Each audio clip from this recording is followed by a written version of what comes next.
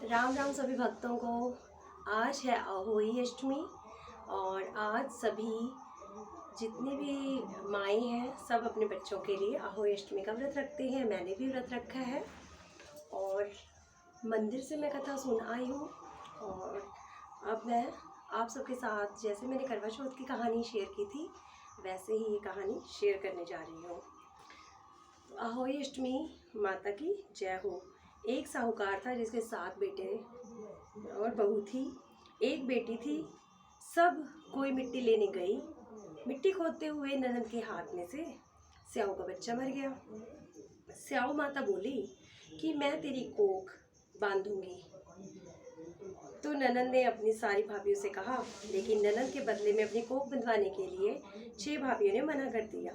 और उसकी छोटी भाभी ने सोचा कि नहीं बंधवाएंगे तो सासू जी नाराज़ हो जाएगी। तो छोटी भाभी ने अपनी कोख बंधवा ली।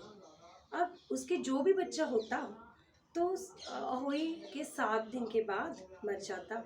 एक दिन उसने पंडिताइन को बुलाकर पूछा कि क्या बात है, मेरे बच्चे होते तो हैं पर होते ही मर जाते हैं। अब तब पंडिताइन बोली कि सुरभि गाय की तुम सेवा किया करो। सुरभि गाय स्याऊ माता की सहेली है, वह तेरी कोख छोड़ देगी, तब तेरा बच्चा हो जाएगा। अब वह सुबह उठकर सुरभि गाय की पूजा करती थी।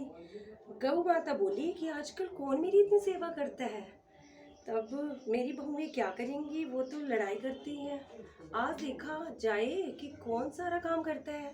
गाय माता ने खूब सुबह उठकर देखा, एक साहूकारनी के बेटे की बहू आती है, वो सारा काम कर जाती है, उसके नीचे सेवा सफाई कर जाती है। तो गाय माता बोली कि तुम्हें ऐसी क्या चीज़ की इच्छा है जो तुम मेरी इतनी सेवा कर रही हो। वह बोली कि पहले आप मुझे प्रॉमिस करो, वचन दो। तो उसने कहा ठीक है, मैं तुम्हें वचन देती हूँ। गाय माता ने उसे वचन दे दिया।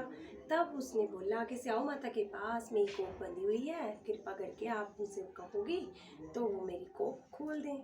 तो उसने कहा ठीक है। तो वो गरुड़ के ऊपर बैठकर और 7 समुंदर पार उसकी जो सहेली थी स्याऊ माता उसके पास गई और उससे बोला। तो उसने कहा कि तुम यहाँ किस उद्देश्य से आई हो।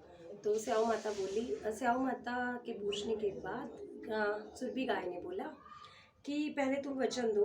तो उसने कहा ठीक है, मैं वचन देती हूँ। कहते हो और कोई काम हो तो बता दो। तो पहले ज़माने की कहानी है। उसने कहा मेरे सिर में ना जुएँ हो गई हैं, तो आप ऐसे करो मेरी जुएँ साफ़ करवा दो। ऐसा स्टोरी में लिखा हुआ है और मैं बचपन से भी पंडितानी आंटी से यही सुनती आई हूँ। उसने कहा ठीक है।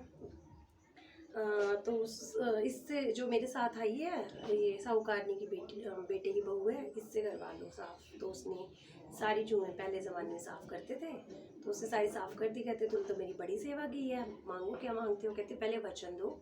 उसने कहा ठीक है, वचन देती हूँ मैं। उसने कहा मुझे कहते सौभाग्यवती रहो और तुम्हारे 7 पुत्र 7 बहुएं हों। तो उसने कहा कि मेरे 7 पुत्र और 7 बहुएं कैसे होंगी, मेरी कोख तो आपके पास बंधी है। कहते अब तो मैंने तुम्हें वचन दे दिया, तुमने तो मुझे बहुत ठगा। तो उसने कहा अब आप मेरी कोख खोल दो। उसने कोख खोल दी और उसके बेटे हो गए। तो वो जब घर गई तो उसने ऊचमन किया, 7 अहोई अष्टमी बनाई, दीवार के ऊपर पेंटिंग की, है ना, ऊचमन किया। तो उसके बाद क्या हुआ, उधर से जेठानी के जो बच्चे थे उस जेठानी ने कहा कि आज तो तुम्हारी चाची की कोई वहाँ से रोने की आवाज़ नहीं आई है, जाके चेक करो क्या हुआ। तो वो गए तो देखते हैं तो चाची तो ऊचमन कर रही है, होली मान रही थी।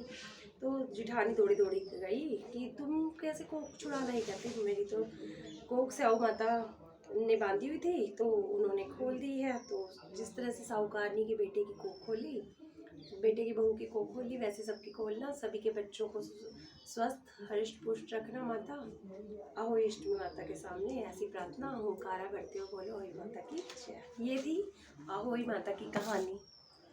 एक इसके साथ में विनायक बाबा की कहानी भी सुनाती हूँ।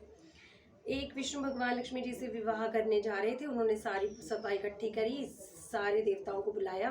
तो देवता लोग बोले कि हम भी चलेंगे, लेकिन गणेश जी साथ नहीं चलेंगे क्योंकि इसे तो 1 मन मूंग, 1.25 मन चावल, खूब सारा घी नाश्ता करने के लिए, लंबे लंबे इनके कान और ऊंचा माथा है, तो इनको साथ ले जाकर क्या करोगे। इसको देखकर कुंडिनपुर की नारियां शर्मा जाएंगी। इसको तो घर की रखवाली करने के लिए छोड़ जाओ। सब भगवान की बारात में चले गए। इतने में नारद जी आए, गणेश जी से बोले तुम्हारे तो बहुत अपमान किया है, क्योंकि तुम्हारे घर की रखवाली, तुम्हें तो सिर्फ घर की रखवाली के लिए छोड़ गए हैं। तुम्हें ले जाने से बारात बुरी लगती है, इसलिए तुम्हें लेके नहीं गए। गणेश जी बोले अब क्या करूं? नारद जी बोले धरती थोती कर दो, इससे भगवान की रथ का पहिया धरती में फंस जाएगा। सबने निकालने की कोशिश की, सच में उन्होंने पहिया धरती से निकला ही नहीं। उनमें से कोई बढ़ई को बुलाकर लाया, बढ़ई के हाथ लगाते ही जाए विनायक बाबा जय गणेश जी। कोई बोला तूने विनायक जी को क्यों याद किया? तब वो बोले विनायक जी को याद किए बगैर कोई कार्य पूरा होता है भला? तब कोई बोला कि हम तो विनायक जी को घर ही छोड़ आए हैं। बाद में सब विनायक जी को बुलाने गए तो वो बोले मैं तो ना जाऊं। पहले तो गणेश जी की रिद्धि पाई, बाद में विष्णु जी में लक्ष्मी जी से विवाह किया गया और घर आए विनायक जी महाराज जी को मनाया। जैसे भगवान ने सबके उनके कार्य सिद्ध किए वैसे सबके करना। कहते सुनते हमकारा करते। बोलो विष्णु भगवान की जय, गणेश बाबा जी की जय, ahoy माता की जय।